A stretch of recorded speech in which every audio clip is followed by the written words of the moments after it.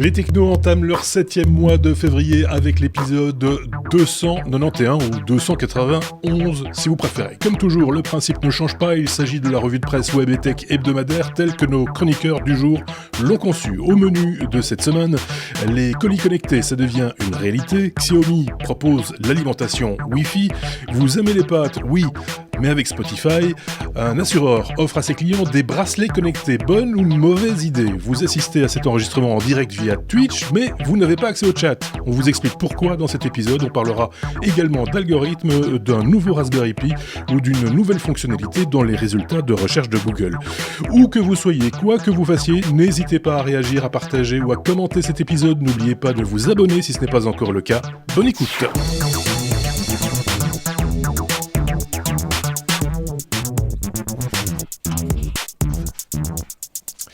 On entend déjà résonner au loin le clavier mécanique de l'un de nos chroniqueurs. Quel est le chroniqueur qui a encore ces vieux claviers mécaniques qui font du bruit, qui réveillent coupable. Toute la maisonnée? Voilà, c'est lui, effectivement. Je plaide coupable. Xavier, avec nous pour cet épisode 291, comme je le disais, 91. On rentre dans une dizaine de nouveaux belgo-suisses, j'ai envie de dire. Mais Xavier ne sera pas le seul chroniqueur, évidemment. Il est rejoint par Aurélien depuis la France. Malgré le confinement, malgré allez, je vais dire le blackout, c'est pas tout à fait un blackout, non, mais voilà. Malgré tout, le couvre-feu, voilà. Je reviens plus sur le mot, je suis peut-être allergique à ce mot, tout d'un coup. Malgré tout, il est là avec nous, tant mieux. Est-ce que vous allez bien tous les deux? Est-ce que vous êtes en forme? Est-ce que malgré tous ces événements dont on nous ressasse constamment, les différents événements, est-ce que ça va? Mais écoute, ça va bien. Moi, j'ai un mois assez chargé et stressant ce début d'année. Sinon, vu le confinement, moi, j'ai toujours ma coupe de cheveux les cheveux qui s'allongent, hein, comme on en avait parlé la dernière fois. Comme tu vois, ça ne s'est pas arrangé. J'ai eu une réunion avec quelqu'un. Alors là, on ne le voit pas chez toi parce que tu portes des écouteurs assez volumineux, mais j'ai eu une réunion avec quelqu'un et je lui ai fait remarquer qu'on voyait ses cheveux de derrière devant.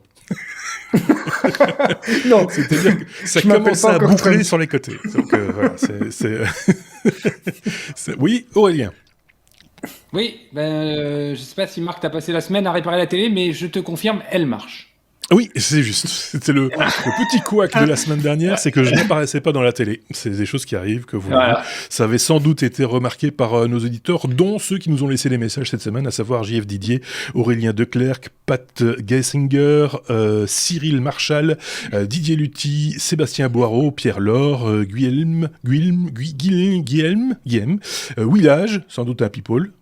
Un village people. Et puis Damien Vigneron également. Il y a des noms connus, des noms moins connus, tant mieux. Hein, les nouveaux venus. Puis on a reçu également un long mail de la part de Stéphane Duval, un jogger breton essoufflé, qui nous a laissé un long message avec une proposition de sujet. J'imagine que c'est à l'étude chez certains de nos chroniqueurs déjà très assidus à la tâche, etc. On salue également ceux qui nous ont rejoints sur le chat, puisque nous sommes diffusés sur Twitch au moment où nous enregistrons cet épisode. Vous êtes quelques-uns, vous êtes les bienvenus. Je vois. On va saluer quand même aussi Thierry, hein, qui est là et qui joue son rôle de modo. Il est présent malgré qu'il ne soit pas chroniqueur ce soir. Ça, on lui fait un petit donc coucou. maintenant ils sont 3 à participer aux émissions. Il y en a toujours un qui se dévoue comme modérateur. Donc voilà, ça devient une organisation tentaculaire et je ne contrôle plus rien. Je dois vous le reconnaître, je ne contrôle absolument plus rien. Si vous le voulez bien, puisqu'on a fait un petit peu le tour de cette question, on peut entamer notre abécédaire, non? On peut faire ça, allons-y. Avec la lettre A comme algorithme, c'est qui s'y colle? C'est Aurélien. On va parler d'Apple qui critiquerait les algorithmes. À quel sujet, à quel niveau, à quel propos, Aurélien? Oui, c'est notre ami Tim Cook. Tim Cook, patron d'Apple, qui a participé à une conférence qui s'appelle Computer Privacy and Data Protection. Et qui se posait des questions très métaphysiques dans cette conférence sur les algorithmes qui régissent tous les systèmes qui nous proposent des vidéos, qui vous proposent des pubs et qui régissent beaucoup de choses sur le net maintenant et qui génèrent de plus en plus d'engagement pour l'utilisateur, mais est-ce qu'on doit le faire à n'importe quel prix? Et donc c'est une réflexion un peu philosophique, un dilemme social parce que selon lui, est-ce que ces algorithmes, ça doit être des technologies qui doivent être là pour améliorer la vie de l'utilisateur, ou des technos qui, je cite, aggravent nos peurs et agrèguent l'extrémisme. Donc, il a pris comme exemple tout ce qui est attentat pas attentat, pardon, mais la prise de Du Washington, Capitole, du ouais. Capitole, merci. Le nom m'échappait. Et donc, il se pose vraiment des questions. Et il a un peu en grippe l'industrie publicitaire. En fait, et vous allez voir, c'est très connexe avec la sortie d'iOS 14. Aujourd'hui, l'industrie publicitaire, ça rapporte énormément d'argent, 227 milliards de dollars de revenus par an, c'est énorme. Et dans une app, vous avez en moyenne 6 trackers qui traquent votre comportement, autres que ceux liés à l'application. Donc, pour vous proposer de la pub et Ouais. notamment de la pub. Et donc, dans iOS 14, il y a le fameux App Tracking Transparency qui vous permet, qui est beaucoup plus sévère et qui va vraiment chercher à minimiser la façon dont vous faites traquer. Et là, il y a une guéguerre entre, d'un côté, Apple qui cherche à faire en sorte qu'on soit de moins en moins traqué, et de l'autre côté, Facebook qui dit non, mais avec iOS 14, on pourra plus. On va mettre en péril. Apple va mettre en péril de très nombreuses entreprises qui vivent grâce à la pub, grâce au tracking, grâce à ces moyens de suivre votre comportement et de vous proposer du contenu entre guillemets adapté à vous, adéquat, en lien avec ce que vous regardez.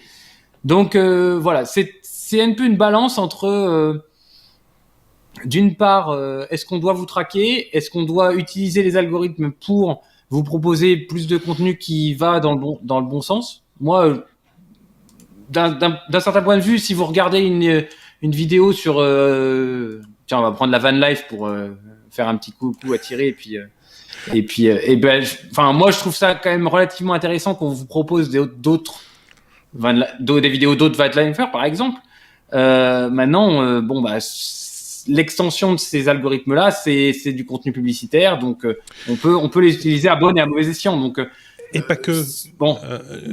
Parce que là, tu parles d'un sujet qui est, tu as pris l'exemple de la van life, ça pourrait être la couture etc. Là, rien de grave, et c'est vrai que c'est plutôt sympathique de découvrir des choses nouvelles grâce à l'algorithme. Voilà, j'ai regardé un truc sur comment coudre un pantalon, on me propose d'autres vidéos sur les pantalons, sur la couture, machin. Ah, ok, avec ça, j'ai pas de souci. Mais quand il s'agit d'opinion, quand on a regardé une vidéo d'opinion, et que par la suite, on te propose que des vidéos qui vont dans ce sens-là, et pour cette opinion-là, là, ça pose un souci, parce que là, tu n'as plus la diversité que tu voudrais avoir. Tu n'as plus le contre-champ, entre guillemets. Donc, c'est ça qui crée des biais. Et je pense que, alors, au-delà de l'aspect embêtant du tracker, de la quantité de trackers, le trafic que ça génère sur Internet, etc., il y a cet aspect-là de l'algorithme aussi qui est plus qu'embêtant, quoi, de manière générale. Xavier avait peut-être sa petite opinion sur le sujet, même si je le sens. Il a un petit sourire en coin, parce qu'il lit des trucs sur le chat, il peut pas... On se moque de ma coiffure, c'est quand même pas gentil. Hein. Mais moi, je trouve que c'est de bon ton. Mais les algorithmes pourraient vous proposer d'autres chroniqueurs avec des cheveux. Oui, mais le tracking, il y a du pour et du contre. Dans certains cas, effectivement, comme l'a dit Aurélien, ça peut avoir du bon d'avoir des suggestions sur du contenu qui peut nous intéresser et auquel qu'on n'aurait peut-être pas découvert. Je pense notamment au niveau des... Moi, j'aime bien ça surtout sur l'aspect actualité, ou bien, voilà, les vidéos, c'est pareil, mais donc quand tu as du sujet d'actualité, on te propose parfois d'autres sujets en lien avec ce qui t'intéresse, et donc c'est de fil en aiguille, comme ça, tu navigues sur des choses qui t'intéressent plus ou moins. Par contre, pour l'aspect publicitaire, c'est juste infernal, et donc c'est pour ça que moi, j'utilise Brave aussi comme d'autres, où j'ai cessé d'utiliser Google. La plupart du temps, j'utilise Quant ou DuckDuckGo pour les recherches. Alors quand c'est moins efficace malheureusement que Google, il faut encore l'admettre, mais voilà. Et je le vis très bien comme ça avec ces alternatives, et j'utilise quand j'en ai besoin, quoi. Je rejoins un peu l'avis de Zombie 689 sur le chat, je dis au passant. Les algorithmes renferment les gens dans leur sujet. Ils sont en particulier orientés pour augmenter l'audience. C'est vrai que l'idée, c'est de garder le plus longtemps les gens sur la plateforme, hein, que ce soit sur Facebook, sur YouTube également. Hein, c'est pour vous tenir le plus longtemps possible sur la plateforme. Et donc, forcément, on va vous dire, on va être séduisant, on va vous donner à consommer ce que vous avez envie de consommer, ce que vous avez l'habitude de consommer. On va pas vous heurter dans vos opinions ou dans vos habitudes ou quoi que ce soit. Et c'est en ça que c'est un peu biaisé, quoi. Enfin, c'est même beaucoup biaisé. Ça, et là, c'est un peu dangereux même, parce que finalement, tu t'enfermes dans quelque chose que tu penses être la vérité, parce que finalement, tu ne vois que ça partout. Donc, si on le voit partout, c'est que c'est vrai. Or, ce n'est pas le cas. Donc, oui, parce que tu ne fais que regarder, par exemple, des vidéos avec des gens qui disent que la Terre est plate, par exemple. Si on te propose une vidéo où on dit que la Terre n'est pas plate, ce sera forcément le contre-champ des autres malades qui pensent que la Terre est plate. Enfin voilà, et donc du coup, ça te conforte dans l'idée, bah, bien sûr, c'est pour ça, elle est plate, c'est pour ça qu'ils sont comme ça. Nous sachons.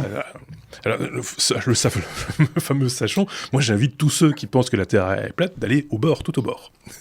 Il a une petite pichenette. Voilà. J'avais lu quelque part, si la Terre était plate, les chats auraient déjà tout balancé dans le vide. Parce que les chats, quand ils sont au bord d'un truc, ils balancent toujours les trucs qu'ils ont devant eux dans le vide. Voilà. Petite parenthèse fermée. Je pense qu'on a bien fait le tour de cette question. Donc, on va avoir normalement des petites notifications sur notre smartphone iOS prochainement qui va vous dire est-ce que vous voulez être traqué ou est-ce que vous voulez pas être traqué. C'est ça l'idée aussi, Aurélien. Voilà. Oui. Et je voulais juste dire que si la Terre était plate, les concurrents du Vendée Globe ne seraient pas rentrés. Oui, c'est vrai. Mais est-ce qu'ils n'ont pas été drogués par la CIA, hein? Je sais pas. On peut se poser la question. En toute honnêteté, je ne sais pas ce que vous en pensez chez vous. Essayez de nous répondre en commentaire. Dites-nous que nous sommes inféodés donc au grand capital et que voilà, c'est pour ça que nous on pense que la Terre est ronde. B comme Bing, Bing, le moteur de recherche de Microsoft, je le rappelle. C'est vrai que je ne sais pas à quel pourcentage se situe Bing dans le niveau de consommation. Je vais passer quelqu'un qui disait qu'il utilisait Quant d'un autre côté. Je pense que Bing, c'est quand même un petit peu au-dessus de Quant, mais malgré tout. Bing, l'Australie, en Australie, les Australiens veulent remplacer Google par Bing, paraît-il. C'est les suites de ce dont on parlait, me semble-t-il, la semaine dernière, avec cette petite rixe entre Google et les Australiens et la presse australienne, si je dis pas de bêtises. C'est ça. Donc en fait, il y a une nouvelle loi en Australie qui est destinée à soutenir l'industrie locale des médias. Donc le but, c'est de monnayer en fait le fait que les moteurs de recherche puissent afficher tout ou partie du contenu de la presse, donc des médias locaux. Et Google a menacé tout simplement de quitter l'Australie en raison de cette nouvelle loi qui l'oblige à payer pour ce contenu, pour l'afficher. Alors Google a fait savoir dans une réaction qui s'opposait pas en soi au paiement des médias parce que elle fait ça pour certains autres pays, mais le géant de recherche ici veut empêcher l'association directe entre l'affichage d'un lien vers du contenu d'actualité et le montant qui est à verser pour ça. Alors, selon Google, c'est inacceptable parce que ça empêche un Internet ouvert qui est le fonctionnement même de l'Internet. Évidemment, ça c'est sans doute un prétexte. Ils prêchent un peu pour leur chapelle, mais il y a quand même quelqu'un qui est très content de tout ça puisque Microsoft, avec son moteur Bing, qui se trouve loin derrière Google, qui détient quand même 94% du marché des moteurs de recherche en Australie. Donc c'est plus qu'une domination, c'est vraiment, ils ont quasi le monopole du marché. Mais Bing, qui est le moteur de recherche de Microsoft, évidemment, se frotte les mains. Microsoft dit qu'ils vont tout faire pour se mettre en règle, etc. Et ils y voient une belle opportunité. Donc voilà, on attend du changement dans le paysage australien au niveau des moteurs de recherche. On verra comment ça va se passer. Est-ce que Google veut vraiment partir de là parce que ça reste quand même si c'est pas un marché gigantesque pour eux, c'est tout de même un marché. Et d'un autre côté, il y a certainement des gens qui n'ont pas envie de les voir partir non plus. Donc voilà, au niveau référencement et tout ça. Oui, c'est quand même très particulier, ce genre de positionnement. Enfin, ceci dit, on en avait un petit peu parlé la semaine dernière, je vous renvoie à l'épisode précédent, on va pas tout répéter ici, mais c'est vrai que on a vu que la France avait trouvé un arrangement, en tout cas, la presse française avait trouvé un arrangement avec Google pour être un peu rétribué par rapport à leur contenu. En Belgique, ça a duré des années, hein, ce conflit durant lequel la presse belge n'a pas été référencée dans Google Actu. Ça a duré 2 ou 3 ans, je pense, et donc du coup, le numérique dans la presse belge a pris un peu de retard, qui a été rattrapé depuis, mais malgré tout, ça a été dommageable parce que un bon moteur de recherche, on en a besoin aussi. Ça va, Xavier, tu vois plus clair, quoi. Ça, c'est le masque, hein, c'est la buée sur les lunettes, c'est terrible. En fait, je porte des lunettes aussi d'habitude, hein, soyons très, très clairs, mais c'est vrai que quand on porte un masque avec des lunettes, je le dis en passant parce que Xavier a retiré ses lunettes, c'est pour ça, c'est qu'on a de la buée tout le temps. Et puis à un moment donné, on a tellement l'habitude d'avoir de la buée que quand on voit clair, on se dit tiens, il y a un truc qui marche pas, j'ai pas mes lunettes, qu'est-ce qui s'est passé? On a touché au bouton, qu'est-ce qui s'est passé? Je rassure les gens qui nous écoutent, je porte pas le masque tout seul dans mon bureau quand même. Oui, c'est ça. Ce serait très drôle. Je ne veux pas, et je tousse dans mon coude. Voilà. Bon, allez, trêve de plaisanterie, on peut passer à la lettre suivante. Hein, on peut. Et on va un peu reparler de CES, ou en tout cas des annonces qu'il y a eu cette année, parce que même s'il n'y a pas eu de CES physique, on le rappelle, hein, on en avait déjà parlé justement avec notre ami Thierry, il n'y a pas eu de CES physique, il y a eu un CES virtuel, il y a eu donc des annonces, et parmi ces annonces, certains s'en souviennent peut-être, il y avait cette annonce d'un système de colis connecté, qui devient réalité, puisque ça a séduit manifestement une enseigne en France, Aurélien. Oui. Alors en fait, donc c'est une annonce de la société Living Packets, donc qui a créé un produit qui s'appelle The Box, qui est en fait une petite boîte connectée pour transporter des objets de valeur plutôt, et pour limiter l'utilisation de carton et favoriser le recyclage. Donc ce produit-là, The Box, ils sont en phase de production. Ils ont déjà fait des tests avec Cdiscount et Orange en France. Et là, l'annonce concerne la marque, le vendeur de hi-fi Boulanger. Okay. Hi-fi est un produit de grande consommation, Boulanger, qui donc va expédier, lorsque vous commandez sur le site, va expédier les objets, on va dire, de valeur dans cette boîte. Alors cette boîte, elle a une caméra embarquée, elle a un GPS pour la traquer. Elle est verrouillée par un système électromécanique et donc seul le destinataire peut la déverrouiller. Et une fois que y a un capteur de température, d'humidité, et il y a un écran e-ink, donc comme les liseuses, de 7,8 pouces dedans, pour vous mettre un petit message quand vous arrivez. Donc l'objectif, c'est de réduire le nombre de cartons qui servent à l'emballage, puisque une fois qu'on a reçu cette box, on l'ouvre, on la referme et on la renvoie. Soit on la met dans un point relais, soit on la jette pas. Voilà. Donc, il commence une production en série. Et il faut savoir, pour la petite histoire, l'article qu'on a relevé dit qu'il y a quand même 500 millions de colis en France par an.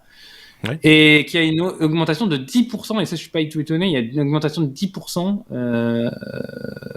par an du nombre de colis. C'est vrai qu'on se fait livrer de plus en plus de choses, puis bon, confinement oblige, voilà. Il y a la livraison et les retours aussi, qui sont pas négligeables. On voit ça avec les magasins les enseignes qui vendent des vêtements, par exemple, ou des chaussures, les retours étant gratuits, certains en usent et en abusent, et préfèrent commander directement 3 modèles, essayer le modèle qui convient et renvoyer les 2 autres. Ça crée un trafic aller-retour totalement dispensable, à mon goût. Il suffit de choisir la bonne taille tout de suite. C'est pas plus compliqué que ça. Et je ne vous parle même pas des Instagrammeuses mode qui commandent des vêtements, font des photos et renvoient les vêtements derrière, j'en connais. Que je dénonce régulièrement d'ailleurs. Mais bon, soit. Passons à autre chose. La boîte en question, elle est faite pour durer, quoi, du coup. Oui, elle est faite pour, à mon avis, elle a un coût, hein, et le coût aussi du renvoi ne doit pas être. Alors, je ne sais plus, il donnait à contenance c'est quelques litres, donc vous mettrez pas une télé dedans, hein, clairement. Hein, c'est pour, à mon avis, c'est plus pour les smartphones dernière génération qui coûtent cher et au moins vous avez pour le coup un tracking de votre colis, à mon avis, beaucoup plus précis que ce que peut vous donner, pointu que ce que peut vous donner la Poste en France. Oui, parce que du coup, j'imagine que les malotrus qui voudraient dérober le colis, ils ont juste une boîte, ils savent pas l'ouvrir. En théorie, en tout cas, elle est supposément inviolable. Donc voilà, c'est un avantage aussi. Donc ils voient la boîte, ils doivent se douter qu'il y a un truc de valeur dedans. Ça, c'est peut-être pas la meilleure des choses, mais en même temps, ils doivent se dire, j'ai été traqué. En plus de ça, tu dis qu'il y a une caméra. Si ça se trouve, j'ai été filmé.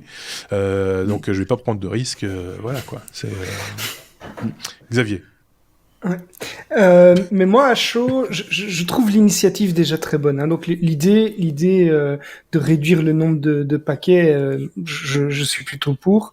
Maintenant, dans les faits, je pense que ça va être vraiment très compliqué parce que des colis, on en voit de toutes les tailles. Il y a vraiment des tout petits comme des très gros, dans des quantités qui sont vraiment gigantesques. Et donc, économiquement, je me demande à quel point ça va être viable aussi parce que vu le nombre de paquets et de tailles différentes qu'ils doivent avoir, ça va pas être facile à gérer. Pour les transporteurs, j'imagine que ça va être une surcharge et tout ça aussi. Et donc, je me demande si finalement la meilleure solution pour réduire le nombre de paquets, ce serait pas de revenir ou quelque part peut-être même, de nouveau là, c'est quelque chose qui pour mon petit confort personnel ne m'intéresserait pas parce que c'est vraiment très confortable de pouvoir se faire livrer à domicile, mais je me demande à quel point on devrait pas tout simplement revenir sur une livraison de proximité, on va dire. C'est-à-dire que si on pouvait avoir quelques points relais pas trop loin de chez soi, qui nous apportent quand même un certain confort, mais qui nous impose quand même de devoir aller chercher quelque chose dans un endroit safe, où du coup on pourrait peut-être se passer d'emballage superflu. Puisque la plupart des colis qu'on achète sont déjà emballés. Je me demande si ça, ce serait pas, d'un point de vue durabilité, donc au sens écologique du terme, ne serait pas la meilleure solution. Mais voilà, je te rejoins un peu là-dessus. Ça répond à un besoin quand même. Ouais. T'as raison, mais en même temps, ça peut faire vivre aussi le commerce de proximité. Oui, ça oui. Vous déplacez. Alors, il faut pas que ce soit, quand on dit proximité, il faut s'entendre, il faut pas que ce soit à 20 minutes de marche de chez vous. Ça m'est déjà arrivé d'avoir un colis qui arrive chez moi, je suis pas là, et donc on le renvoie chez un libraire ou une boutique quelque part, et je me rends compte que je dois prendre la voiture pour aller le chercher. C'est quand même un peu ballot. Là, on s'éloigne un peu du principe, du coup. C'est un peu dommage. Mais je te rejoins complètement. C'est vrai que s'il y a un moyen de regrouper, entre guillemets, les colis en un point de données, et peut-être d'avoir effectivement des emballages un peu plus sécurs pour une série de colis, pas juste pour un colis. Et ça permettrait aussi de voyager plus léger, d'avoir moins de poubelles, moins de... Après, il reste aussi le problème des personnes qui sont moins valides ou qui sont plus âgées, qui ont difficile à se déplacer. Après là, est-ce qu'on pourrait pas faire appel à son voisin, etc. On nous dit aussi acheter local. Alors c'est vrai, c'est très bien d'acheter local, mais malheureusement on sait pas tout acheter local. On sait pas acheter tout local. Il y aurait pas ce studio. Si j'achetais local, il y aurait pas ce studio, par exemple. Enfin, il y aurait des pizzas, des pitas plein la pièce, mais on ferait pas ce qu'on fait là pour l'instant si on achetait local. ça c'est un fait évident. Je tiens à préciser que la box en question, pour ceux qui n'ont pas l'image, évidemment, qui nous écoutent en faisant leur jogging, cette boîte, une fois qu'on la renvoie, elle se plie. Hein, elle prend la forme d'une grande enveloppe matelassée, en gros, mais elle est complètement, les côtés se rabattent. Ça, j'avais pas compris. Et, il fallait aller sur le site est bien fait. Remarquez Thierry sur le chat, c'est vrai que le site est très bien fait et il est dynamique, donc on peut voir les différents textes, les arguments, etc. Donc, mais aussi la petite logique, je remonte. Donc tu vois, voilà, tac tac, ça se ouf, pouf pouf, ça se ferme. Voilà. T'as vu ? Ça c'est bien, ça c'est bien, hein. Ça c'est bien, hein, tu vois. Et effectivement, pour l'illustration, ils ont mis à l'intérieur quoi ? Une boîte avec un iPhone. Voilà, qui est tenu d'ailleurs en place grâce à un petit filet. C'est bien pensé. La boîte, on a mis évidemment, comme chaque fois, hein, je le dis, je le répète, tous les liens vers les articles qui servent à faire cette revue de presse. Évidemment, c'est une revue de presse. Eh bien, on vous les donne les liens. Et puis ici, vers le site en question de cette start-up, vous irez jeter un œil par vous-même également. Que vous avez une minute, mais pas tout de suite. Vous allez rester un petit peu avec nous parce qu'on a encore des choses à dire, je pense. On a fait le tour de la boîte ? Oui, hein ? Moi, j'aimerais bien voir le module économique. Mais Le modèle économique. Oui, ça par contre, ça c'est un autre problème. J'ai presque envie de dire, parce que je pense que la boîte, pour être très très clair, c'est pour commencer. Il y aura d'autres modèles. On ose imaginer plus grand, plus petit, les containers, voilà, par exemple. Donc, le sujet préféré de Marc, les containers. Oui, les containers. Voilà. Ça, si vous voulez me fâcher, vous me parlez de containers.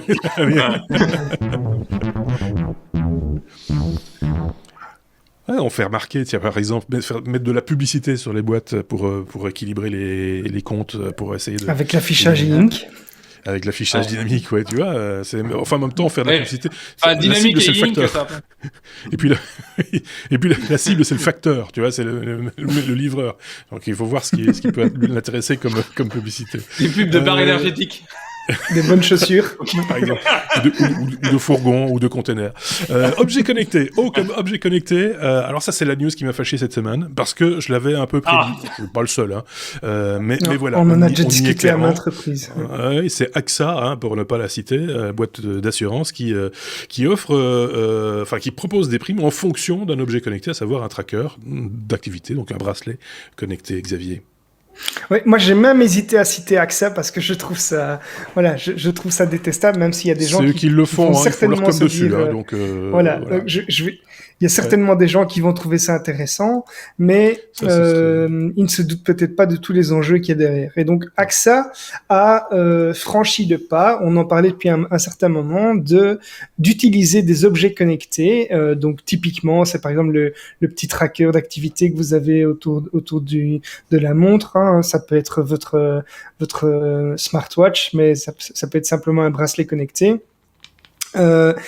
Et ils vont analyser donc en temps réel le rythme cardiaque, la distance parcourue à pied, la qualité du sommeil de chaque individu, et en contrepartie de ça, les personnes qui vont faire un certain nombre de pas par jour, on parle de plusieurs milliers de pas, avec un montant maximum en termes de bénéfices pour l'utilisateur de 10 000 pas par jour, qui serait récompensé par des bons d'achat en médecine douce, ou par exemple pour l'achat de matériel de la marque Whitings, qui est la marque qui va fournir le bracelet connecté Pulse O2 qui sera utilisé par l'assureur. Alors dans un premier temps, c'est un test, c'est-à-dire qu'ils vont faire ce test de collaboration avec une société qui fait du tracking de vos activités, de vos données personnelles vraiment sur votre santé à 1000 clients. Donc, ils vont offrir à 1000 clients cette possibilité. Évidemment, ces personnes sont des volontaires pour le moment qui ont accepté de fournir toutes les données qui les concernent et qui sont prélevées par ce bracelet pour avoir des récompenses, et donc jusque 100 €, comme je l'ai dit, en bon d'achat. Alors, évidemment, AXA dit, mais oui, grâce à la pratique d'une activité physique, vous pouvez diminuer de 16 à 39% le risque de développer un cancer du sein, de 25% le risque d'être victime d'une attaque cérébrale, de 34% le risque de diabète. Mais là où je trouve que le bas blesse, c'est que d'une part, ils vont avoir accès en permanence, puisque c'est le but du jeu. J'imagine que dans le contrat, vous allez devoir porter ce bracelet quasiment en permanence et donner accès à toutes ces informations. Ça veut dire quoi? Ça veut dire que finalement, votre assureur va savoir peut-être indirectement, même s'ils vont certainement dire contractuellement qu'ils ne le feront pas, ils vont peut-être pouvoir vous géolocaliser, ils vont savoir à quelle heure vous vous levez, à quelle heure vous vous couchez, combien d'heures vous avez dormi cette semaine, si vous buvez trop d'alcool, si vous mangez trop gras, si vous êtes paresseux, donc. Alors, on peut se dire, si on n'a rien à se reprocher, c'est bien, mais c'est là où c'est encore plus dérangeant, c'est que du coup, on va certainement à terme arriver à l'effet inverse, c'est-à-dire que si vous n'avez pas ce bracelet, eh bien, vous allez finalement payer plus cher vos assurances parce que vous allez être considéré comme personne à risque en plus de ça. Et donc, je trouve ça un peu malsain comme pratique. En plus, l'assurance, je vais passer la parole à Aurélien qui a une opinion là-dessus aussi. Moi, il me semble que le principe de l'assurance, c'est un système solidaire. C'est-à-dire que vous payez une assurance au cas où vous avez un problème ici de santé, par exemple, un jour ou l'autre, et puis quel que soit votre état de santé au départ, parce que y a des gens qui sont pas bien lotis et qui ont une mauvaise santé au départ, ils ont le droit d'être assurés aussi, et donc eux vont pas faire 20 000 pas parce que peut-être que déjà à la base ils savent pas, ils ont peut-être des difficultés à se mouvoir, etc. Donc ils vont payer plus cher, ils risquent en tout cas de un jour payer plus cher leur assurance sous prétexte qu'ils font pas assez d'exercice. C'est un peu voilà, je trouve ça alors je fais une caricature évidemment, mais je trouve ça quand même fort de café. On l'avait déjà parlé, on l'a dit en introduction, et je vois pas les bons côtés du truc, franchement, c'est avis personnel. Aurélien. Et puis Xavier. Puis oui, alors plusieurs choses. Bon, déjà, il y avait eu une pub comme quoi l'assurance habitation était aussi moins chère si vous vous engagiez à mettre un détecteur de fumée dans votre maison. Ça c'est un détecteur de fumée. C'est un incitant, on va dire, voilà, c'est pas très compliqué d'installer un détecteur de fumée. Je pense même que, en Belgique, c'est légal. Hein, oui, je sais, mais pas en France, sauf quand vous louez. Ça, premier point. Donc, voilà. Après, je suis pas trop en phase avec l'argument de Xavier parce que aujourd'hui, rien qu'avec votre téléphone, Google sait quand est-ce que pour peu que vous ayez un assistant connecté, Google sait quand est-ce que vous vous levez, vous couchez, tous les arguments qu'il a donnés, on peut les avoir. Oui, mais tu n'es pas pénalisé pour ça. Oui, mais là, t'es pas pénalisé non. Là, t'es pas pénalisé non plus parce que pour l'instant, c'est un chèque cadeau. Alors, donc, pour l'instant. Pour le moment, on est d'accord. Je vais prendre un exemple. J'ai peur de me tromper. Et dernier point. Dernier point, Marc, juste. Faut savoir qu'aujourd'hui, alors je sais pas comment c'est en Belgique, mais en France, il y a quand même un sacré coup de canif dans ce que tu as dit tout à l'heure, c'est-à-dire que un assureur, c'est fait pour mutualiser un risque global. Aujourd'hui, tu as des tonnes d'assureurs, je vais pas les citer, mais tu as des assureurs en France qui n'assurent, on va dire, dans leur très grande majorité, que les fonctionnaires ou que les, je ne sais pas, que les enseignants ou que les catégories avec un risque professionnel très cadré. Voilà. Donc je dis pas que, je dis que des coups de canif dans les contrats des assureurs, il y en a déjà plein. Oui, évidemment. Mais c'est faire ça qui tombe. Oui. On est tous d'accord là-dessus. C'est ça qu'ils voudraient bien. Ils voudraient bien pouvoir dire, on ne va assurer que les gens qui sont en bonne santé. Hein, comme on ne va assurer, c'est déjà le cas aujourd'hui, que les gens qui conduisent bien. Il y a des assurances qui vous foutent dehors. Vous avez la moindre petite pète sur votre voiture, en tort ou pas, hop, dehors, parce que vous touchez à nos statistiques, et nous, on veut des statistiques, on veut gagner des sous. Voilà, c'est ça l'idée. Donc, c'est contre ça que moi, je me rebiffe. Et ça va aller beaucoup plus loin que ça, parce que avec l'intelligence artificielle et les données qu'ils collectent, ils pourront très certainement pouvoir prédire à terme votre espérance de vie ou même des maladies dont vous n'êtes vous-même pas au courant, ou même votre médecin n'est pas au courant, et du coup vous refusez ou vous éjectez de l'assurance à terme, et finalement vous retrouvez dans une situation où plus personne ne veut vous assurer, à part des assurances qui seraient imposées et que vous avez payé cher et vilain, quoi. Donc toute petite correction, parce qu'on le fait remarquer dans le chat, c'est vrai, c'est important, c'est pas une mutualité, hein, AXA, c'est pas ce qu'on appelle une mutualité. Quand on parle de mutualiser le risque, c'est autre chose, c'est l'aspect voilà, on est solidaire, quoi. C'est dans ce sens-là qu'on utilisait le terme mutualiste, mais c'est pas une mutuelle santé comme à laquelle vous pouvez souscrire pour payer vos frais médicaux quand vous tombez malade, etc. Ici, c'est clairement une assurance santé complémentaire, quoi, qui va commencer à soit vous proposer des primes dans un premier temps, des incitants pour utiliser l'appareil, etc. Ce que je voulais dire, j'ai peur de dire une bêtise, mais il me semble que j'avais lu quelque part que la Fédération française de football imposait à ses arbitres de porter un bracelet connecté pour contrôler leur état de santé, parce qu'ils s'étaient rendu compte que certains arbitres abusaient peut-être un petit peu de la troisième mi-temps de temps en temps, et que donc du coup étaient moins alertes, tu vois. donc ils se mettaient sur la ligne médiane et ils attendaient que le ballon passe en disant zéro. Ils faisaient arbitre de tennis en fait, voilà. Donc je me suis laissé dire que c'est le cas. Et ça, je trouve ça quand même fort de café aussi, parce que quelque part, c'est ton employeur, même si ils sont pas tous. Je pense que tout le monde n'est pas. Enfin, il y a des bénévoles aussi dans le domaine, hein, mais je trouve ça quand même un peu conditionner ton activité à ce genre de tracker qui va t'épier une bonne partie de la journée. Je trouve ça quand même un peu. Là, pour moi, on passe la ligne, clairement. Je sais pas, Xavier, t'as un œil sur le chat aussi, me semble-t-il. Est-ce qu'on dit des choses que je n'aurais pas vues, ou est-ce que non, il y a quelque chose à relever, à relever? Non. Non, ok. Voilà. On nous dit, on te proposera bientôt une assurance obsèque.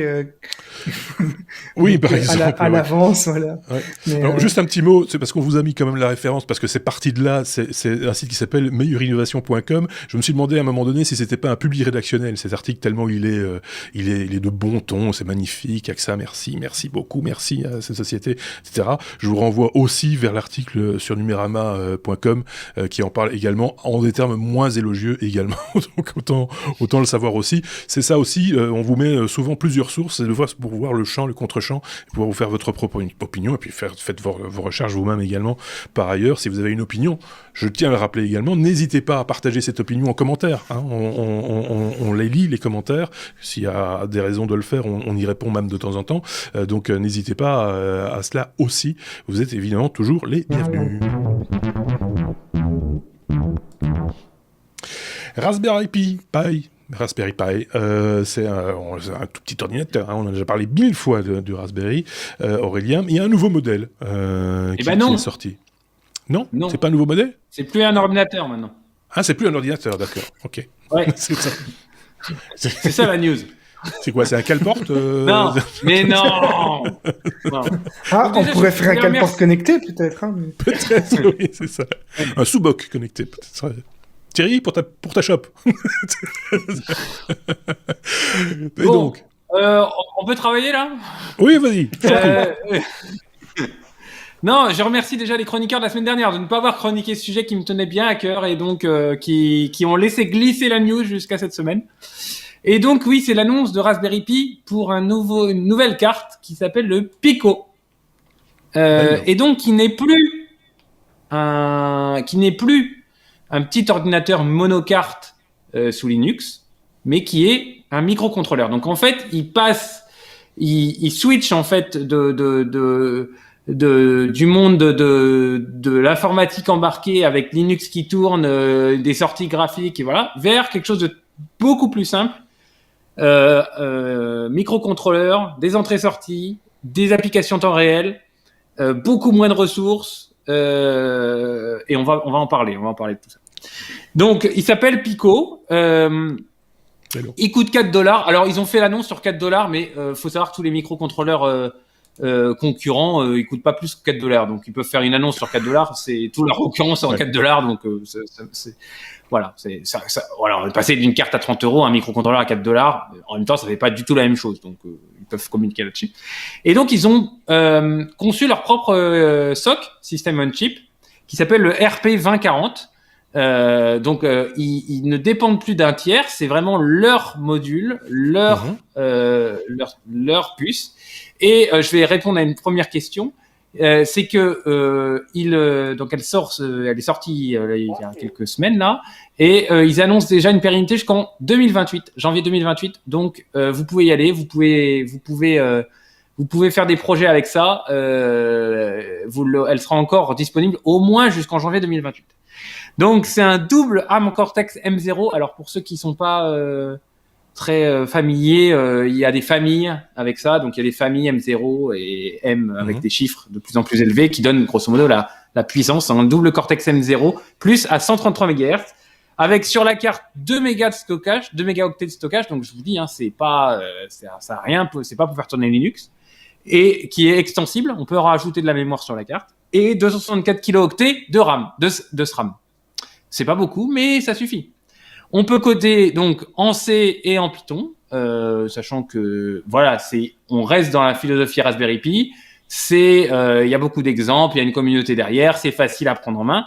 Par contre, voilà, c'est certainement du code assez haut niveau, qui sera pas hyper optimisé, et on en reparlera. Donc vous avez dessus toutes les interfaces standards pour connecter les capteurs. Vous avez de l'UART, du SPI, du I2C. Vous avez 16 signaux PWM. Et vous avez donc vous pouvez l'alimenter dans une grande variété de tensions de 1,8 à 5,5 volts. Donc c'est compatible 5,5 volts, 5 volts. Donc vous avez beaucoup de microcontrôleurs aujourd'hui qui s'arrêtent à 3,3. Ça vous oblige de faire de l'électronique à côté pour passer du 5 volts au 3,3 si vous alimentez en USB. Bah, lui, il est directement compatible en 5 volts, donc ça va très vite pour développer. Donc c'est vraiment dédié au prototypage, sans environnement Linux, directement en C avec des entrées-sorties et du temps réel. Alors là où j'ai gratté 2-3 sujets qui moi m'intéressent quand je vois un nouveau micro. La pérennité, on en a parlé. Un mode qui m'a déçu, c'est le low power. En fait, dans tous les microcontrôleurs aujourd'hui, ce qu'on va chercher, c'est alimenter des systèmes autonomes qui fonctionnent sur batterie, et on va chercher à avoir des modes qui ont des modes sommeil, veille, appelez-le comme vous voulez, dormant, qui consomment très très peu. Et du coup, là, j'étais un petit peu déçu. On descend de l'ordre du milliampère. La plus basse consommation est annoncée à 18 microampères, mais c'est relativement élevé. Si vous voulez mettre une petite batterie type pile-bouton, même au lithium, pendant plusieurs années, c'est beaucoup, en fait. Et avec ça, vous avez très peu de fonctions possibles. Et donc, il y a quand même des exemples pour faire tourner du machine learning dessus. Donc, il y a quand même de la puissance. Alors, une nouvelle fois, je le dis, si vous faites du prototypage, c'est très bien. Ça vous permet d'aller très vite. Vous pouvez en plus...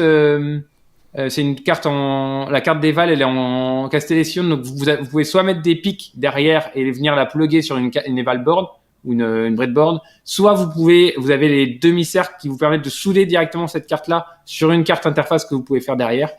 Donc c'est un beau petit joujou, ça coûte pas cher, l'IDE est gratuit, vous avez une grosse communauté, il y a des exemples, vous pouvez faire du temps réel, donc un beau petit joujou pour s'amuser. C'est vraiment pour concurrencer de l'Arduino, je me trompe pas. C'est vraiment pour concurrencer de l'Arduino. Ouais. Et vas-y, Marc. Non, c'est parce que je voyais effectivement, il y en a certains qui disaient ça ressemble à un Arduino. On n'est pas loin de la philosophie, en tout cas de l'Arduino, clairement, sachant que l'Arduino a déjà depuis de longues années une communauté et une richesse entre guillemets. Vous pouvez partir vraiment de rien en matière d'électronique et arriver à faire quelque chose avec un Arduino tellement c'est riche et tellement il y a de tutos à gauche, à droite. Ici, on part un peu de zéro quand même. Ça s'adresse quand même à des gens qui ont déjà un peu l'habitude, qui ont déjà un peu expérimenté le bidule, quoi. C'est pas leur premier microprocesseur, quoi.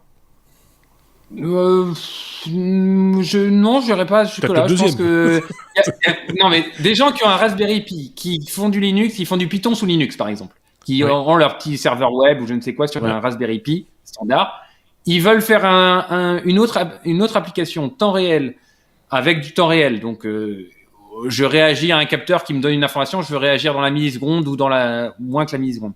Et ça leur permet dans le même environnement de switcher et de s'ouvrir complètement le champ du microcontrôleur, là où là où avant ils avaient un écran, ils avaient l'écran du Raspberry, un clavier, de l'USB, c'était un PC, quoi. Là, on est vraiment sur une carte qui peut être autonome. Ouais. Et donc vous développez dans l'IDE, j'ai oublié de le dire, vous développez dans l'IDE, vous compilez, et une fois que vous mettez la carte, vous avez un USB, un port USB, et vous le voyez comme une clé USB. Vous prenez votre code compilé, vous glissez et déplacez dans le truc, vous débranchez, terminé, c'est un système autonome. Ça, c'est pas mal. Voilà, c'est très bien. Et du coup, vous pouvez commencer en faisant une carte, on va dire une carte mère, et cette carte-là serait une carte fille. Et après, si vous voulez aller plus loin dans le low power mode, si vous voulez, vous pouvez vous servir de ça pour débuter. Tout le champ des possibles et comme on le fait d'habitude pour toute expérimentation, quoi. Je vois que ça délire pas mal derrière nous. J'ai parlé de Subok, donc forcément ça a généré pas mal de trafic au niveau des neurones chez certains en se disant on peut peut-être le câbler sous la shop, parce que comme quand elle est vide, on peut avoir un signalement du fait qu'elle est vide. Il faut vite en commander une autre, voire même peut-être peut-être la commander automatiquement. Eh ben, vous croyez pas si bien dire, parce qu'effectivement, moi, il y a des fois des gens comme ça qui proposent des solutions qui paraissent comme ça un petit peu tordues et qui les mettent en œuvre réellement, qui expérimentent ça, par exemple, avec ce genre de joujou-là, de créer des espèces de sous-bocs et effectivement, quand il n'y a plus le poids dessus, on peut imaginer, hein, avec n'importe quel petit capteur de pression ou autre, de dire, tiens, voilà, est-ce que vous voulez boire une autre chose, sans vouloir pousser la consommation, bien sûr. Voilà, on va lancer un défi à la communauté. Hein. Faites-nous par exemple. Faites-nous Imaginez-nous un concept sur base d'un processeur permettant, par exemple, de voir toujours une shop devant soi, d'alcoolique, quoi. C'est vraiment. Donc voilà. Et encore faut-il que les cafés soient ouverts. Thierry fera un test Oui, c'est Thierry qui testera. Pas de souci. Je peux l'aider, mais il testera. Après l'enregistrement. Après, par exemple. Ok, bon, ben voilà, c'est un bon point, ça, ce picobello, comme on a envie de dire. Très chouette, bravo. On est à la lettre S comme sans fil, c'est Xiaomi, le chinois Xiaomi, qui propose un chargeur sans fil, mais pour toute la maison. Alors quand moi j'ai vu ça, je me dis, je sens qu'il y a des gens qui vont nous dire, les électrosensibles dont on parle beaucoup avec la 5G, etc. Oui, ça c'est clair. Eux, ils sont grillés, quoi. Ils placent dans la pièce. Mais grillés, c'est le cas de le dire. C'est vraiment peut-être le chat aussi ou le hamster. Enfin, tu vas nous expliquer comment ça fonctionne déjà. On comprend. Voilà.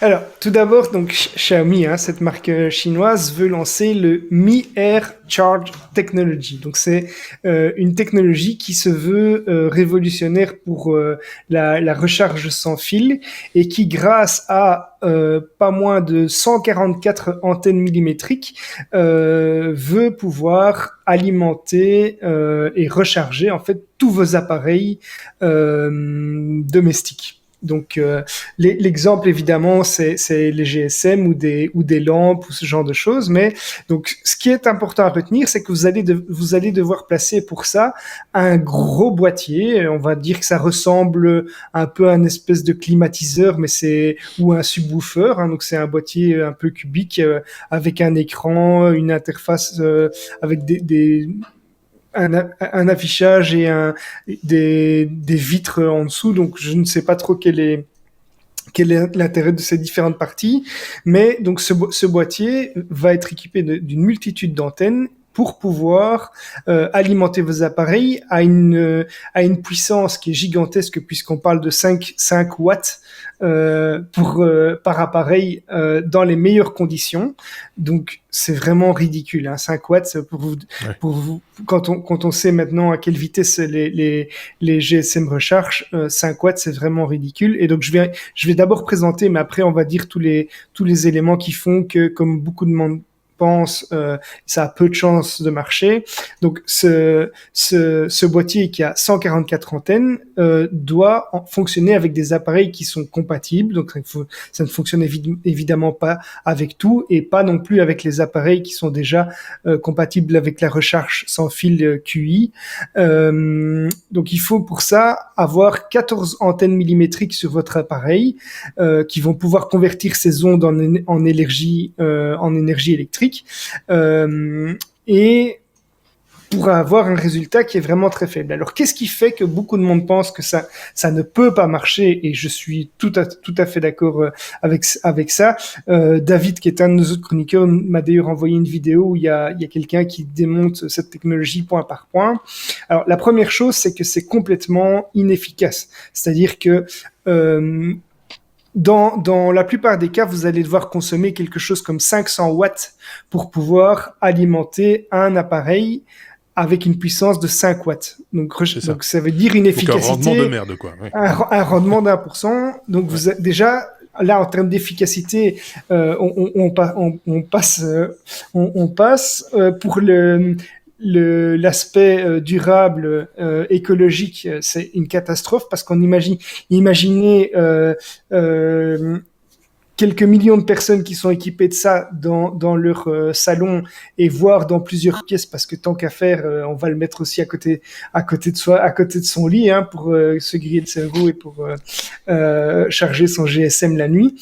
Donc ça va vraiment être une catastrophe au niveau écologique. Alors ça va avoir un coût énorme, puisque le boîtier lui-même il est pas tout petit, hein. Il y a quand même c'est un gros boîtier, il a du poids, donc au niveau de la livraison, au niveau des matériaux, etc. C'est une catastrophe également. Au niveau du prix, bon, est-ce qu'on va vouloir payer un gros appareil comme ça pour recharger quelque chose qui peut déjà recharger sans fil, juste pour avoir le plaisir de se dire que quand on se balade, ça va charger, mais est-ce que ça charge? Je suis même pas sûr que ça charge. En fait, c'est tellement peu puissant que à la limite, ça va maintenir le niveau de charge quand vous l'utilisez. Alors, au niveau de la santé, les personnes qui ont des arguments contre le fait qu'il y a des ondes, etc. Dans ce cas-ci, je pense qu'ils peuvent vraiment se poser des questions et de manière légitime, parce que avoir autant d'antennes qui sont capables de recharger à distance des appareils, donc c'est quand même très différent de la recharge sans fil qui est vraiment plus localisée, comme on a maintenant pour recharger certains appareils smartphones, etc. plus récents. Au niveau légal aussi, ça va poser des questions, puisqu'il y a la question des ondes et des interférences, etc. qui peut se poser. En plus de ça, au niveau efficacité, il faut vraiment que l'appareil soit orienté de manière optimale. Alors, la technologie permet de géolocaliser plus ou moins un appareil pour concentrer les ondes.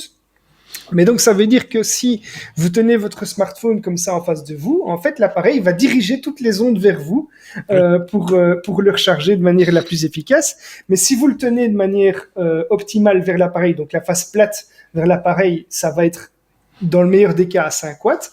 Mais si votre appareil est de profil, en fait, ça va être tout à fait inefficace, puisque les récepteurs pour charger ça vont être moins bien orientés. Aurélien voulait intervenir par rapport à ça? Oui. Oui, les lois de la physique, moi, les gens qui veulent détourner les lois de la physique, voilà. Par contre, j'ai une bonne idée. Si on met un boîtier... Ça va partir en cacahuète, je le sens. Si on met un boîtier comme ça tous les 100 mètres sur une autoroute, on peut faire avancer les voitures. Alors, tu vas peut-être pouvoir... Non, mais fais-nous une voiture qui ne consomme que 5 watts. Voilà. Je peux te faire une voiture qui consomme 5 watts, je te dis pas à quelle vitesse elle ira. Oui, c'est non. ça. Dans le meilleur des cas, tu vas pouvoir te passer d'une dynamo pour éclairer les phares de ton vélo. Et encore, mais voilà. Et alors, surtout, il y a déjà des concurrents à ça qui sont fonctionnels, qui sont avec un standard qui est démocratique en termes de prix et qui est déjà adopté par beaucoup de personnes et qui est beaucoup plus rapide que ça. Alors, est-ce que ça va fonctionner? Ben voilà, moi je suis d'avis que ce ne sera pas le cas. Tu parlais de quoi, de la recherche par induction, par exemple? Oui, donc t'as le QI, hein, donc le standard QI qui est utilisé même par Ikea maintenant, hein, donc pour dire à quel point ça a adopté. Oui, mais avec des rendements, même s'ils sont supérieurs à ce qu'on propose ici, c'est toujours que 20%, hein, je pense. Oui, c'est un rendement faible, mais ici on parle de 1%. De peut-être 1%, c'est vraiment. Oui, non, là c'est une catastrophe. C'est une aberration. Je trouve que c'est une aberration aussi. Enfin, moi, la recharge par induction, je continue à dire qu'à consommer 5 fois plus que ce qu'il ne faut pour charger son appareil, juste pour ne pas avoir un orifice sur son appareil, parce que c'est ça l'idée, hein, c'est de retirer je reprends ce que j'ai dit la semaine dernière. Oui. Ne pas avoir de connecteur, pour ne plus avoir de connecteur sur son appareil, je trouve ça quand même un petit peu. Voilà. Ça, par contre, c'est une technologie qui, pour moi, ne va pas dans le bon sens. Voilà. L'induction a plein de bonnes raisons d'exister dans d'autres domaines, hein, la sidérurgie et des choses comme ça. Je dis pas le contraire, ou même la cuisine, pourquoi pas, mais pas pour recharger des appareils, quoi. C'est un non-sens. Enfin, voilà, c'est une opinion personnelle. Et ceci pour alimenter les avions en vol. Oui, par exemple. Voilà, on va voir tous les frappadins vont nous suivre à partir de maintenant. Hein, c'est certain. Donc voilà, je sais pas ce que vous en pensez sur le chat. J'allais dire, il y a quelqu'un qui nous dit il y a quelqu'un qui nous dit qu'on est en live depuis 1h03 minutes. C'est une fois de plus mon copain le bot qui donne ce renseignement. Je suis désolé. C'est ton copain le plus fidèle, lui. Hein. Oui, c'est lui déjà toutes les semaines. Merci de l'avoir bien élevé. Et lui, il a alimenté sans fil en plus. En plus, oui. C'est un très très bon rendement. On peut passer à la suite peut-être. Une nouvelle fois la lettre S pour source, Google propose de valider ses résultats, donc de sourcer les résultats, ce qui peut nous arrangerait bien, hein, de temps en temps quand on tombe sur une news, on doit la croiser comme il est de bon ton de faire, j'allais dire comme le font les journalistes, mais je pense qu'aujourd'hui c'est tout un chacun, il appartient à tout un chacun de faire l'exercice de croiser une information, surtout quand elle vous semble un petit peu bizarre, etc. Donc ici, Google va nous donner un petit coup de pouce. C'est ça l'idée. Oui. Elle a été croisée l'info d'avant ou pas? Alors là, c'est une bonne question. Oui, je pense que oui, parce qu'on vous a mis aussi le lien vers la vidéo explicative qui démontre le truc. Hein. Soyons clairs aussi. Donc voilà. Ouais. Donc oui. Voilà. On va refaire le lancement. Donc non, je refais pas de lancement. Non. Donc Google, oui, non, mais en fait, c'est une brève qui est intéressante. Non, mais attendez, avant de critiquer, c'est une brève qui est intéressante, mais j'ai l'impression de l'avoir déjà chroniqué 15 fois. C'est-à-dire que Google fait des annonces de manière cyclique en disant on va vous donner plus d'infos sur les résultats qu'on vous donne. On va vous dire si c'est une pub ou si c'est pas une pub. On va vous dire si quelqu'un a payé pour qu'on vous la mette ou pas qu'on vous la mette. Oula. Donc, je la chronique parce que je trouve que c'est intéressant, mais j'ai l'impression que c'est... Voilà, et en plus, c'est même pas disponible.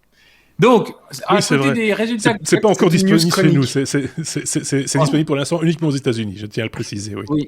Ne cherchez pas encore. Donc, lorsque vous ferez une recherche Google, vous avez donc une succession de résultats, l'un derrière l'autre. À droite, vous aurez 3 petits points, et sur ces 3 petits points, si vous cliquez, on vous dira quelle est la date de la première indexation. Est-ce que c'est du HTTPS ? Est-ce que c'est une information qui est extraite et qui peut être croisée et qui est extraite de Wikipédia? Et ça a vocation quand même à vous dire si c'est une fake news, c'est quelque chose de sérieux, c'est une fake news, c'est voilà. Ouais, donc ça donne déjà une tendance, quoi, quelque part, c'est ça l'idée. Hein. Une tendance, ça veut pas dire que c'est vérité absolue ce qu'il y a dedans, mais ça fait plaisir aux Australiens.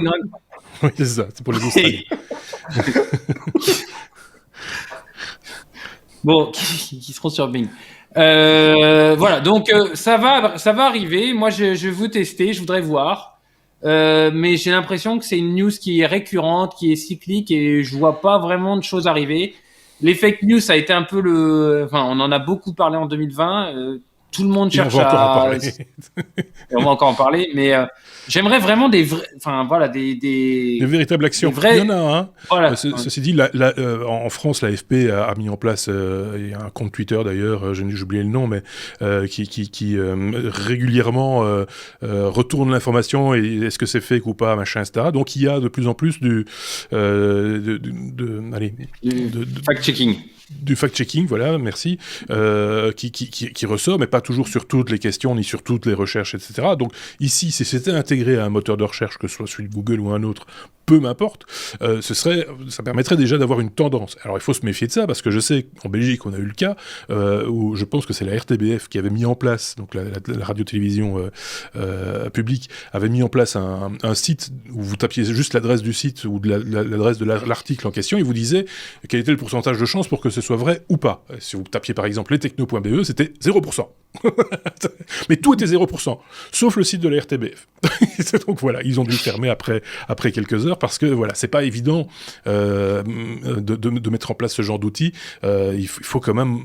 Alors, il y a des intelligences artificielles, mais je pense qu'il faut quand même une petite part d'humain aussi, à un certain degré, pour vraiment pouvoir dire est-ce que c'est vraiment...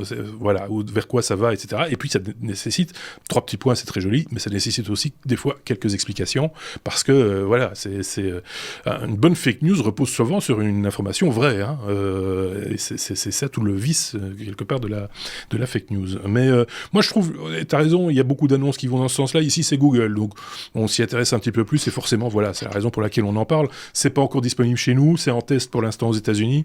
On va voir ce que ça va donner. Si ça arrive un jour chez nous, ben on le testera évidemment. Et voilà. Avant d'en dire du mal, on le testera. Avant d'en dire du bien aussi, d'ailleurs. Qu'est-ce que je voulais dire? Xavier, peut-être un avis là-dessus, une opinion, un truc à rajouter ou vu quelque chose se dire ailleurs? Non, il y a quelqu'un qui nous dit de toute façon c'est un projet qui va être fermé d'ici 1 an. Google, les projets Google. Voilà.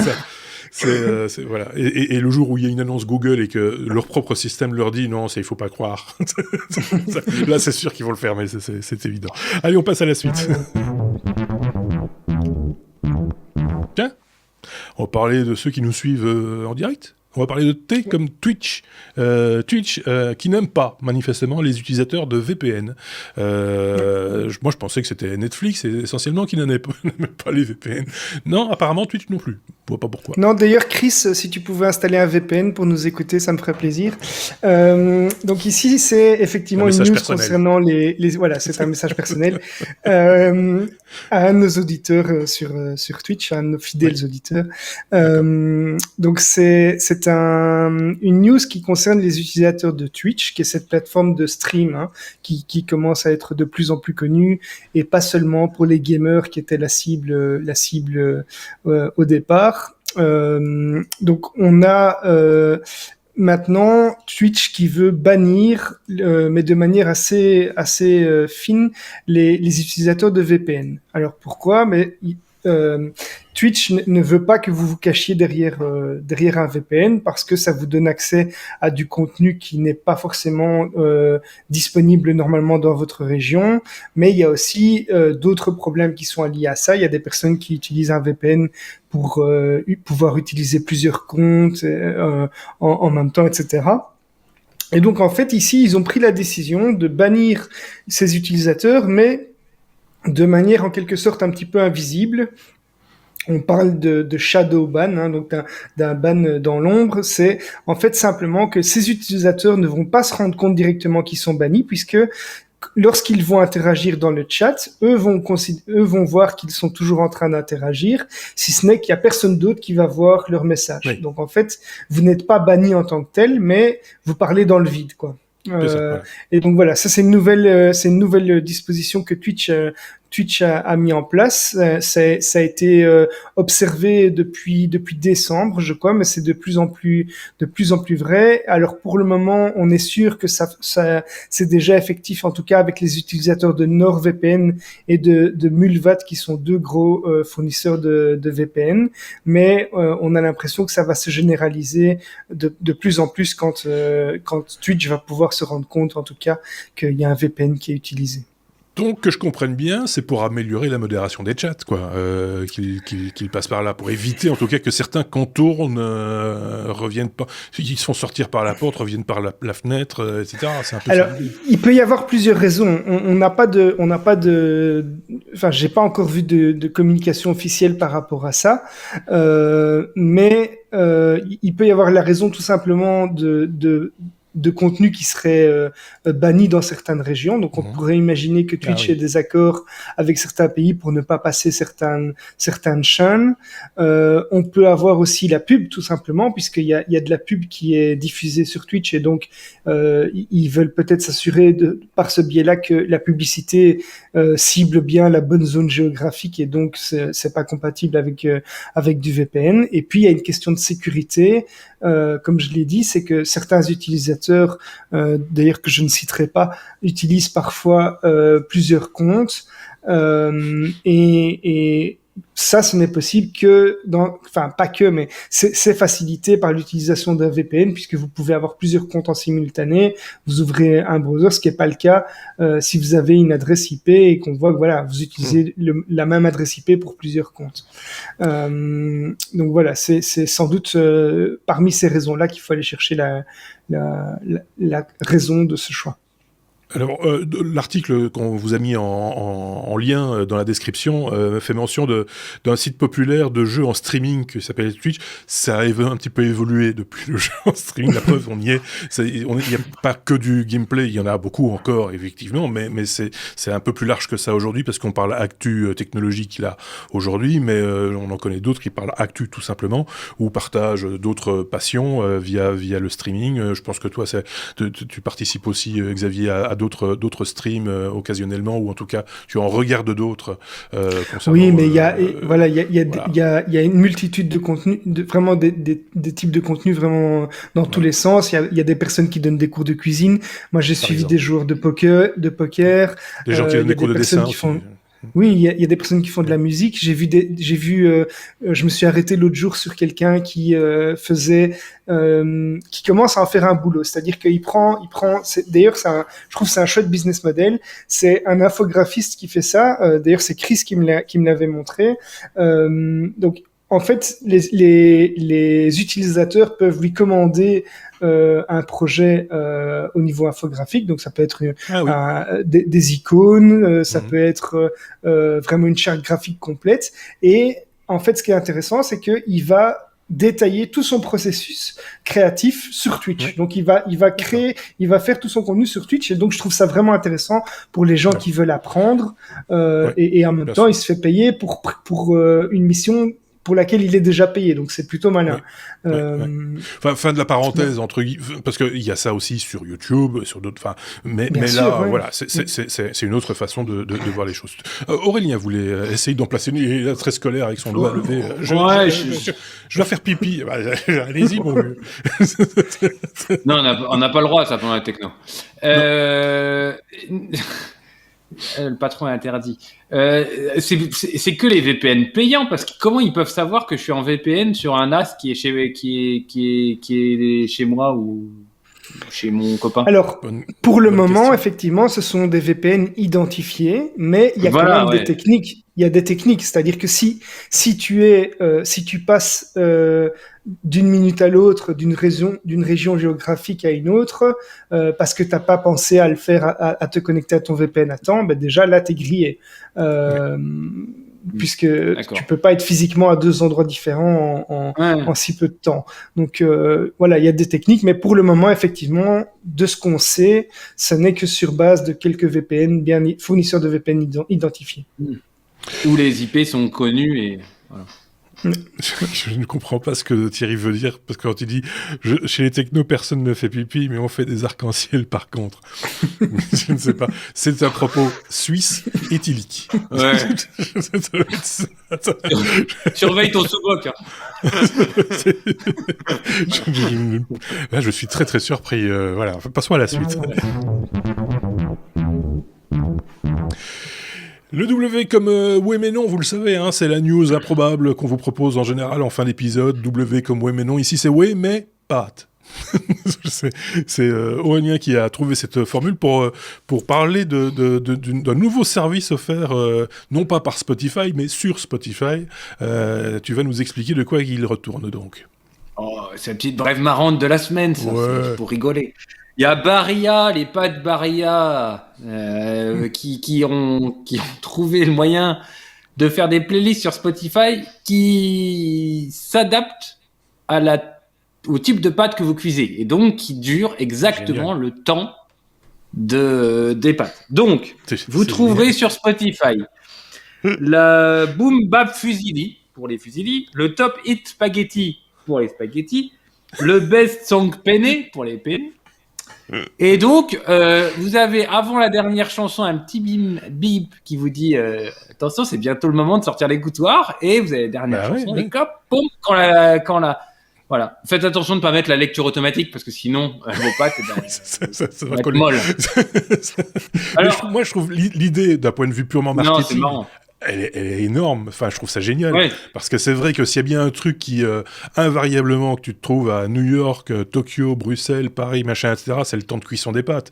Et donc, du coup, de l'avoir calé sur une musique en disant, voilà, telle musique, ça va faire exactement le temps qu'il faut pour telle pâte, al dente, truc muche, bazar, c'est génial. En tous les cas, je préfère largement le service marketing de Barilla que celui de Xiaomi. Mais ça, c'est... Et donc, j'ai fait un petit calcul. Si je prends un truc bien français... Il a été nous faire des calculs. Oui, bah pourquoi pas. Allons-y. Oui, mais non. Hein. Oui, c'est ça que j'ai investi. Vous allez voir. J'ai pris un truc bien français, un rôti de bœuf. Un rôti de bœuf, c'est 3 minutes pour 100 grammes. Donc, avec un épisode des Technos qui dure en moyenne 80 minutes, vous pouvez cuire un rôti de bœuf de 2,6 kg. Donc, vous mettez un épisode des Technos, ça vous fait, quand il est fini, rôti de bœuf de 2,6 kg, toc. C'est amusant parce que auparavant, c'est vrai qu'au début, on faisait des épisodes de 40-45 minutes, qui était parfait pour beaucoup de joggeurs.